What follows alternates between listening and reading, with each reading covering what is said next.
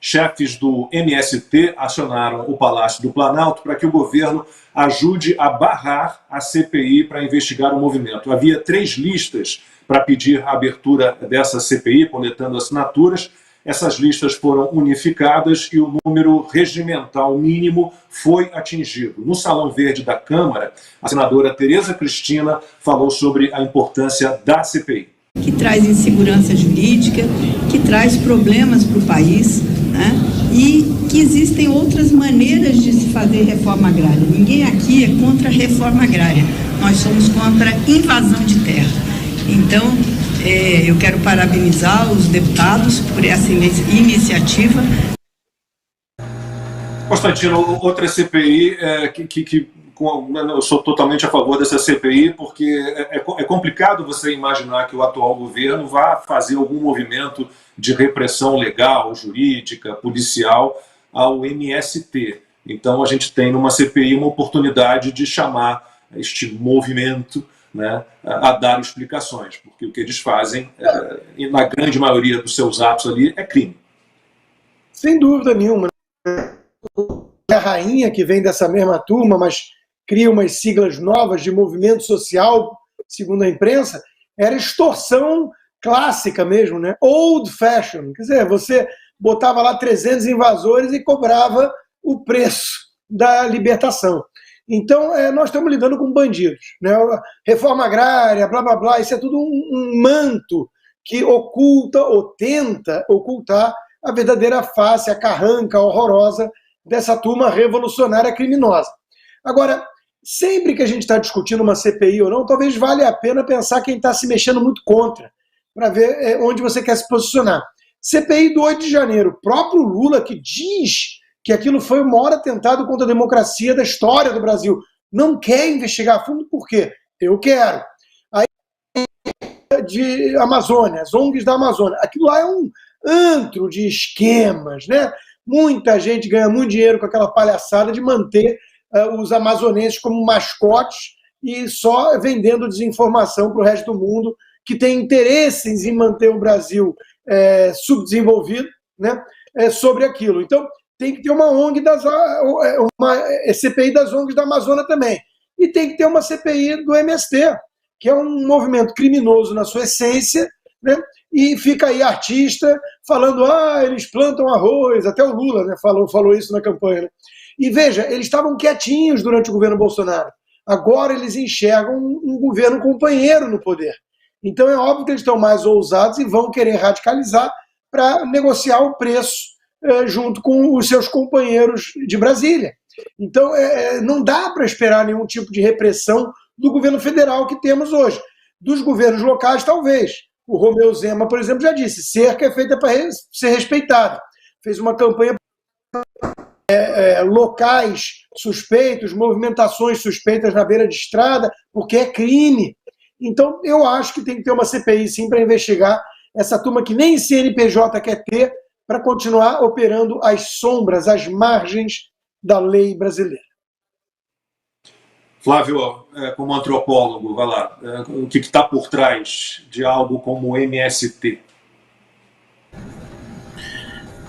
Como a gente tem que lembrar que é engraçado, porque o papel da imprensa em tudo isso também é muito vergonhoso, né? A gente tem hoje uma imprensa cadelada, totalmente submissa, que usa com toda a naturalidade, por exemplo, a expressão terrorista de maneira indiscriminada para se referir aos milhares de pessoas que estavam ali nos protestos do dia 8 de janeiro, e muitas que foram presas de maneira ilegal, então estamparam em manchetes, né, que todo mundo era terrorista, com uma facilidade, sem nenhum tipo de critério.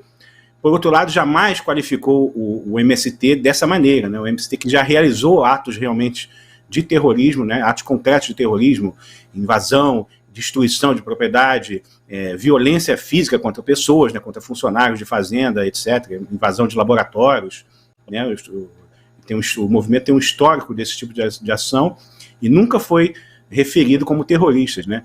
Curiosamente, a gente tem um caso agora de, saindo um pouco do MST, mas voltando um pouco do negócio do crime, nem os próprios criminosos ali do Rio Grande do Norte, que estão claramente fazendo terrorismo, né? Ou seja, usando o crime como uma forma de obter algum tipo de benefício político, né? Nem esses são chamados de terroristas pela imprensa, né, que reserva o termo apenas para os ditos assim chamados bolsonaristas, né.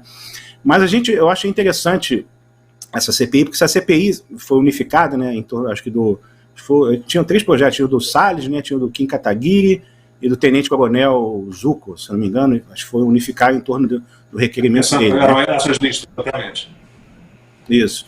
E aí, se você começar, porque esse é o grande terror do PT, né? Se você começa uma CPI dessa, como também a CPI do 8 de janeiro, você começa a puxar um novelo, e aí provavelmente a gente teria que descambar numa CPI do Fórum de São Paulo, né? Que é o movimento que, digamos, que agrupa toda a esquerda socialista revolucionária no continente, né? Então a gente teria que ver essas relações, aí podia puxar a relação do Lula com o Ortega, com o regime chavista e tudo isso, né? E a gente tem que ver até onde isso pode chegar, né? E quanto ao MST, a gente tem que lembrar que, por exemplo, esse movimento, eles fizeram tudo aquilo que hoje as autoridades e a imprensa acusam os bolsonaristas de ter feito, né? Eu me lembro, por exemplo, em 2018, quando o Lula estava para ser preso, né? Que o Stedley fez uma ameaça, claro, né? Falou que avisou, ameaça citando nominalmente a Polícia Federal e a Justiça, falando, se vocês estão achando que vocês mandam no país, vocês vão ver o MST nas ruas, a gente não vai permitir que isso aconteça, né? Lembrando que, claro que o Lula não vai jamais condenar isso, porque o Lula já se referiu a esse movimento, a esse grupo, como o exército do Stedley, né? Ou seja, um exército particular, uma espécie de milícia política que atua a favor das causas do lulopetismo, né? Eu puxei aqui pela memória também, lembrando que em 2014 também o MST, o Stedley, deu uma declaração também, na época da eleição da Dilma e o Aécio, né? Ele falava claramente, se o Aécio vencesse, seria uma guerra, o MST ia incendiar o país, ou seja, isso na época não foi considerado uma ameaça à democracia, né, ameaça ao Estado de Direito, né? Nada foi feito, os caras continuaram impunemente seguindo toda a sua trajetória política, sempre com violência e sempre com a cumplicidade do PT, mesmo estando na oposição ou estando no governo, essa relação é umbilical. Então você falar de MST é você falar do PT, falar da base do PT. Então jamais vamos esperar uma condenação vinda de um governo que se constituiu com esse tipo de força, né, com esse tipo de base política e social, né? Então, mas eu acho interessante que essa CPI, então, espero que ela saia, provavelmente vai sair, né, pela força, pelo número de assinaturas. Eu vejo o agro muito unido nesse momento, né, muito receoso com o aumento das invasões, um aumento que era previsível no caso da vitória do PT. Então o agro está muito mobilizado, está botando muita força que essa CPI consiga criar algum tipo de freio, né? E a gente vai ver aí uma batalha, porque de um lado o MST certamente não vai parar, vai pressionar também o governo para que, digamos, que favoreça ainda mais, que dê uma retaguarda ali, que crie algum tipo de resguardo jurídico ali para essa atuação política.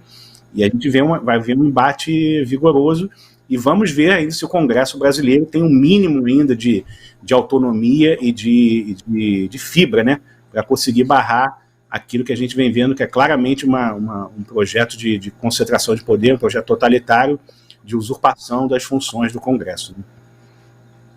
E o defensor do MST e chefe do MTST, o deputado federal Guilherme Boulos, virou piada nessa semana ao divulgar 2 avanços, entre aspas, 2 avanços tecnológicos usados pelo sem-teto, que são o seguinte: a Casa de Taipa e a Cisterna. O projeto que foi premiado foi esse aqui, né? Esse da cisterna, né? Que chama quebrada agroecológica. Como é que funciona? Né? Você pega água da chuva, armazena aqui nessa cisterna, e essa água da chuva é utilizada, ou seja, para a própria horta, é utilizada para banheiro, é utilizada para finalidades que não precisam da água tratada. Né? Com isso você economiza o uso de água. Esse projeto foi premiado e agora vai ser replicado no Brasil inteiro. Ana, você sabe que eu sou vizinho do Dr. Marcos Boulos, pai do Guilherme Boulos, uma pessoa muito simpática, encontro muito com ele aqui no condomínio. Já vi o Guilherme Boulos 2 vezes aqui pelo condomínio, mas juro que se me encontrar novamente com ele, não sei o que eu falo. Faltou a Casa de Taipa. A Casa de Taipa também é algo inventado pelo sem-teto. O Flávio é antropólogo, nunca deve ter ouvido falar de Casa de Taipa, né? Casa de Taipa é algo novo que o MTST e o MST criaram juntos, né? Muita tecnologia envolvida na cisterna e na Casa de Taipa. Nossa, cisterna, desde que eu me entendo por gente, na fazenda do meu avô já existia cisterna, né? O que acontece, Lacombe, essa gente, é o que a gente estava falando no outro comentário, essa gente não tem projeto nenhum para o Brasil. Seja lá em cima, né, no nível federal, no nível estadual, municipal, essa gente não tem petista e os seus asseclas, né, o petismo e os seus asseclas, eles não têm projeto nenhum para ninguém. O projeto deles é projeto de poder mesmo, né? Por isso que eles precisam deixar as pessoas mais pobres para que eles possam ser os deuses que vão prover aí as muletas para as pessoas, né? A bondade, eles que vão prover a tolerância, como o Lula disse, é o Estado que vai gerar riqueza, é o Estado que vai cuidar de você, é o Estado que vai acabar com os opressores, com o capitalismo malvadão, como Constantino disse, na cabeça deles é uma soma de zero, né? Se João está fazendo mais dinheiro, é porque João está tirando do Pedro. Eles não conseguem ter a concepção total do que é geração de riqueza, geração de oportunidade, e que isso não vem do Estado. Então essa gente é isso, eles vão ser assim, eternos memes, porque você olha nos 37 ministérios desse desgoverno, olha a ministra do Esporte, por exemplo, dando uma entrevista, é a mesma coisa, né? São todos aí, parece que todos fazem a escola do Dilmês, olhem a ministra da Cultura, a mesma coisa. Aquele lado técnico que a administração do governo Bolsonaro tinha, né? Tereza Cristina, o Paulo Guedes, agora o governador de São Paulo, né? O ministro Tarcísio, né? Todos técnicos, todos absolutamente técnicos, 20 e poucos ministérios, todos técnicos, pastas extremamente caprichadas na cadeia genética técnica. E agora nós só temos penduricalhos, gente que não sabe falar, gente que não sabe trabalhar e o pior, gente que não sabe propor qualquer solução para o Estado, para o governo estadual, para o município ou para o Brasil. Por isso que ficam aí nesse famoso, né, Somebody Love. Lembram daquele personagem maravilhoso da escolinha do professor Raimundo? Aliás, Chico Anísio hoje seria proibido, né? Mas é isso, essa gente não tem projeto nenhum, então eles precisam embalar qualquer coisa que já tenha sido feita com uma outra embalagem, uma outra linguagem e dizer que que aquilo faz parte da administração deles. Um lero-lero danado, essa gente não tem projeto nenhum para lugar algum.